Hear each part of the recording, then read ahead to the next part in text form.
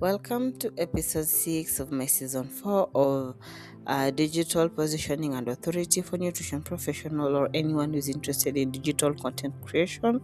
So far, we've talked about positioning, we've also looked at authority and trust. Today, we're going to be answering a very important question. What does it take to actually be known for something online? So, we're going to look at becoming known for something. We're going to focus on signature positioning. My name is Charity Wanyonyi and I'm a digital content strategist. So, I want to look at the visibility problem. So, like I usually say each and every of my episode, many professionals here are visible. We post regularly, we share valuable information, but when you ask someone what is the person known for, there's no clear answer, and that is where the problem is. So, if I can describe what Charity does, how will people refer to me? How will people associate me with a specific expertise? So, visibility without identity leads to forgettability. So, we're going to look at what being known for means. I know it is in quotes. So, being known for means your name become associated with a specific expertise, topic, niche. When someone hears your name, they immediately think of something. That is positioning, that is authority, and that is memorability. So your audience will be able to describe your work clearly. Like Charity, she's a digital content strategist who helps nutritionists show up online and have sort of become the go-to for a particular problem when it comes to digital content creation. You're comfortable looking at my videos, watching my content, interacting with my content, because I've positioned myself in a way that I'm known as a nutritionist but still a digital content strategist, and that is how positioning works. So we're going to look at the dangers of being broad. So when your content is too broad, your audience cannot categorize you at all. And categorization is how the brain remembers. You remember I talked about cognitive function. If everything is included, nothing stands out. So when you have content that covers weight loss, gut health, PCOS, sports nutrition, general wellness, as someone who is viewing your content, I keep seeing everything, but I will not remember anything from what you are posting or what you're saying. So clarity requires a lot of focus.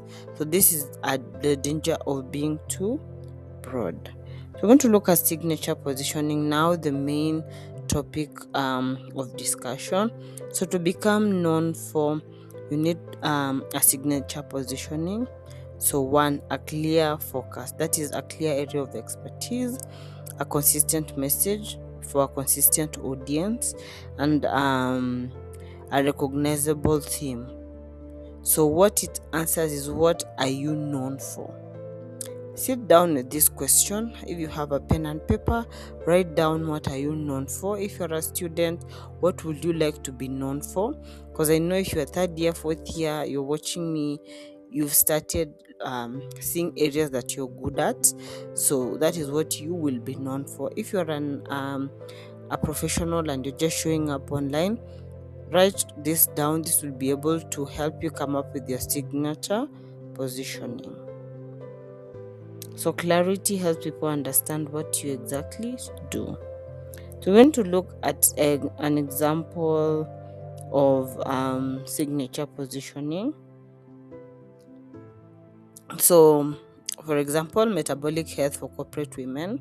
I'm really curious about corporate wellness and corporate nutrition, so I'll keep giving an example.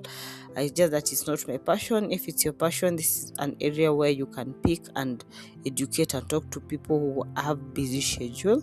Nutrition for athletes, this is sports nutrition. You can also take this if you're interested in sports nutrition. We have PCOS focus nutrition strategy, and we have digital strategy for nutrition professional. This is what my digital content creation series is all about. So clarity creates recall. When you come across Charity, you know she's creating diabetes related content and also digital content positioning for you guys. So I feel like When you see me, that is what I'm constantly posting, and that is what you remember me by. So we're going to look at how to build your signature positioning. So step 1, identify your strongest expertise or your area of expertise. Write them down. For me, I will say diabetes. I'll say digital content creation. I'll say mother and child. Sometimes I love it. Research is also one of my areas of interest, and if I would love to have an expertise on that. So step 2, define your audience. So here on LinkedIn, my primary audience is nutrition professionals or healthcare professionals who want to show up online, and I also showcase to other organizations that I have an expertise in diabetes and I'm really interested in that. So that is what I'm targeting. Yeah. And then step 3, I try to align my content according to themes. Like I say, on Monday there's always a case study or a skill share. Tuesday is my career curveballs mentorship, that is for anyone who is facing a rough patch in their career. Wednesday is my newsletter day, I share nutrition insight. Thursday is my throwback mental wellness. Friday is my diabetic desk. Across all my platform, I share something on diabetes, insulin sensitivity, insulin resistance. Saturdays for digital content creation, if you've noticed, and then Sundays for self-care for myself. So most of the time Sundays I don't normally post because I've taken a break. So step 4 is you repeat consistently. If you've noticed, per the theme, every Monday through Saturday you get content per the themes that I've talked about in step 3. And then the last step is refine based on feedback and engagement. So I look at my content, I use the metrics, I see which content is doing well, which content is not doing well, and then I recalibrate and re-strategize. So repetition builds recognition.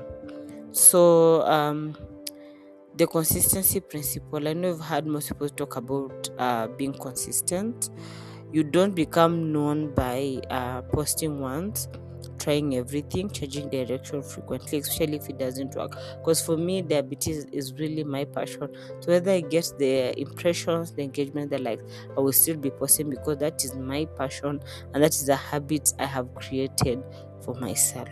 So you become known through repetition, depth, and consistency. So read, and just continue being consistent. Because if you're posting about a certain topic, you become like a go-to person for that particular area. So just a strategic reminder for you guys as we wind up the episode: if people cannot describe what you do, your positioning is unclear, and unclear positioning limits authority. Because if you post too much, you have your hands and feet in different areas. We won't know what you actually do. So as I end the episode, I'm just going to leave you with this quote: clarity leads to recognition. Yeah, just remember that. So the next episode, we're going to talk about strategic collaboration, growing through partnership.